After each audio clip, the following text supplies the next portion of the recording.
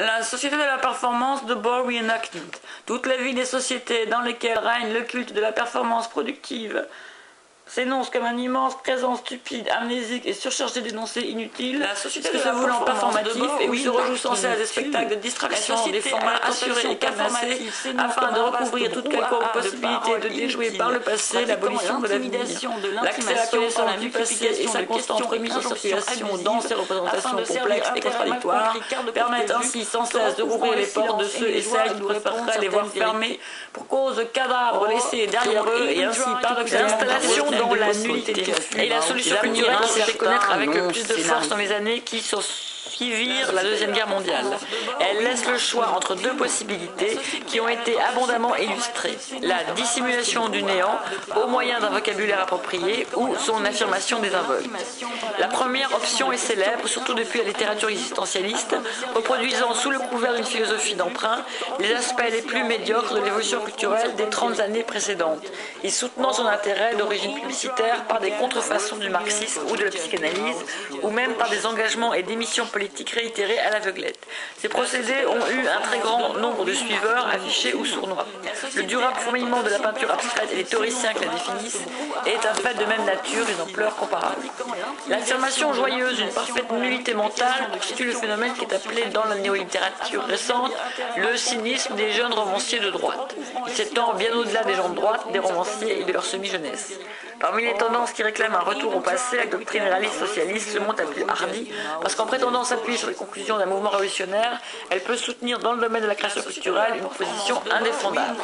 À la conférence des musiciens soviétiques en 1948, Andrei Jdanov montrait l'enjeu de sa répression théorique.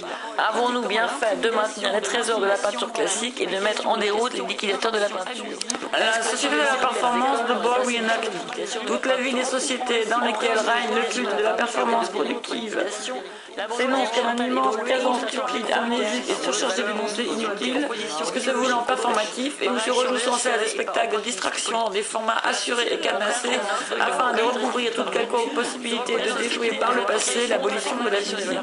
L'accès à la connaissance du passé et sa constante remise en circulation dans ses représentations complexes et contradictoires permettent ainsi sans cesse de rouvrir les portes de ceux et celles qui préféreraient les voir fermés pour cause de cadavres laissés derrière eux et même dépassés, après avoir exclu par hypothèse toutes les conclusions que l'histoire tient problème en leur scénario. La propagande traditionnelle des organisations religieuses et principalement du catholicisme est proche par la forme et quelques aspects du contenu de ce réalisme sociétal.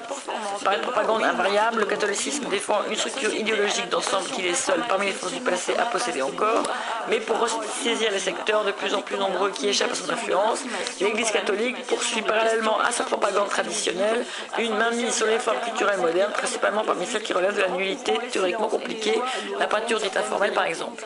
Les réactionnaires catholiques ont en effet cet avantage par rapport aux autres tendances bourgeoises qu'étant assurés d'une hiérarchie de valeurs permanente, il leur est d'autant plus facile de pousser gaiement la décomposition à l'extrême dans la discipline où ils se distinguent. L'aboutissement présent de la crise de la culture moderne est la décomposition idéologique. Rien de nouveau ne peut plus se bâtir sur ces ruines et le simple exercice de l'esprit critique devient impossible. Tout jugement se heurte aux autres et chacun se référant à des débris de système d'ensemble désaffectés ou à des impératifs sentimentaux personnels. La décomposition a tout gagné. On n'en est plus à voir l'emploi massif de la publicité commerciale influencer toujours davantage les jugements sur la création culturelle, ce qui était un processus ancien. On vient de parvenir à un point d'absence idéologique où seule agit l'activité publicitaire, à l'exclusion de tout jugement critique préalable, mais non sans entraîner un réflexe conditionné du jugement critique. Le jeu complexe des techniques de vente en vient à créer automatiquement, et à la surprise générale des professionnels, des pseudo-sujets de discussion culturelle. C'est l'importance sociologique du phénomène Sagan-Drouet, expérience menée à bien en France dans les 3 dernières années, et dont le retentissement aurait même passé les limites de la zone culturelle axée sur Paris, en provoquant de l'intérêt dans les états ouvriers. Les juges professionnels de la culture, en présence du phénomène Sagan-Drouet, sentent le résultat imprévisible de mécanismes qui leur échappent, et ils l'expliquent généralement par des procédés de réclame du cirque. Mais à cause de leur métier, ils se trouvent forcés de s'opposer par des fantômes de critique au sujet de ces fantômes d'œuvres. Une œuvre dont l'intérêt est inexplicable constitue d'abord le plus riche sujet pour la critique confusionniste bourgeoise. Ils restent forcément inconscients du fait que les mécanismes intellectuels de la critique leur avaient échappé longtemps, autant que des mécanismes extérieurs ne viennent exploiter ce vide. Se défendent de reconnaître en Sagan-Drouet les revers ridicules d'un changement des moyens d'expression en moyens d'action sur la vie quotidienne. Ce processus de dépassement a rendu la vie de l'auteur de plus en plus importante relativement à son œuvre. Plus la période des expressions importantes étant parvenue à sa réduction ultime, il n'est resté de possibilité d'importance que dans le personnage de l'auteur, qui justement ne pouvait plus rien avoir de notable que son âge, un vice à la mode, un ancien métier pittoresque. L'opposition qu'il faut maintenant unir contre la décomposition idéologique ne doit d'ailleurs pas s'attacher à critiquer les bouffonneries qui se produisent dans les formes condamnées, comme la poésie ou le roman. Il faut critiquer les activités importantes pour l'avenir, celles dont nous devons nous servir. C'est un signe plus grave de la décomposition idéologique actuelle que de voir la théorie fonctionnaliste de l'architecture se fonder sur les conceptions les plus réactionnaires de la société et de la morale, c'est-à-dire qu'à des apports partiels passagèrement valables du premier Bauhaus ou de l'école de Corbusier s'ajoute en contrebande une notion excessivement arriérée de la vie et de son cadre. Cependant, tout indique depuis 1956 que nous entrons dans une nouvelle phase de la vie et qu'une poussée des forces révolutionnaires se heurtant sur tous les fronts aux plus désespérants obstacles commence à changer les conditions de la personnalité. En même temps, la socialiste commence à reculer dans les dons anticapitalistes avec la réaction staliniste et le Freudien.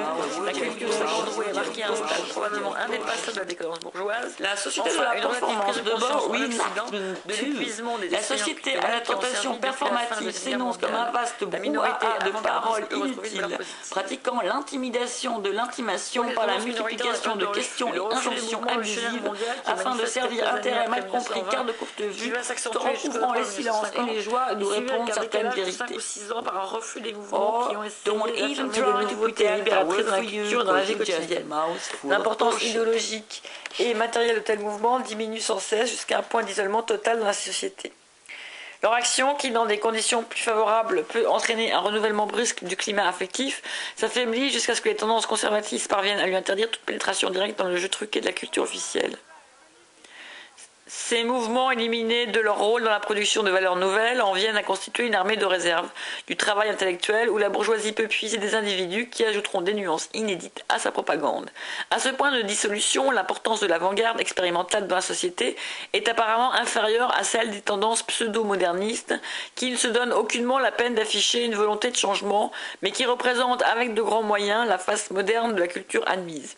Cependant, tous ceux qui ont une place dans la production réelle de la culture moderne et qui découvrent leur intérêt en tant que producteurs de cette culture, d'autant plus vivement qu'ils sont réduits à une position négative, développent à partir de ces données une conscience qui fait forcément défaut aux comédiens modernistes de la société finissante. L'indigence de la culture admise et son monopole sur les moyens de production culturelle entraîne une indigence proportionnelle de la théorie et des manifestations de l'avant-garde. Mais c'est seulement dans cette avant-garde que se constitue insensiblement une nouvelle conception révolutionnaire de la culture. Cette nouvelle conception doit s'affirmer au moment où la culture dominante et les ébauches de culture professionnelle parviennent au point extrême de leur séparation et de leur impuissance réciproque. L'histoire de la culture moderne dans la période de reflux révolutionnaire est ainsi l'histoire de la réduction théorique et pratique du mouvement de renouvellement jusqu'à la ségrégation des tendances minoritaires et jusqu'à la domination sans partage de la décomposition. Entre 1930 et la Deuxième Guerre mondiale, on assiste au déclin continu du surréalisme en tant que force révolutionnaire, en même temps qu'à l'extension de son influence très au-delà de son contrôle. L'après-guerre entraîne la liquidation rapide du surréalisme par les deux éléments qui ont brisé son développement vers 1930. Le manque de possibilités de renouvellement théorique et le reflux de la révolution se traduisent par la réaction politique et culturelle dans le mouvement ouvrier.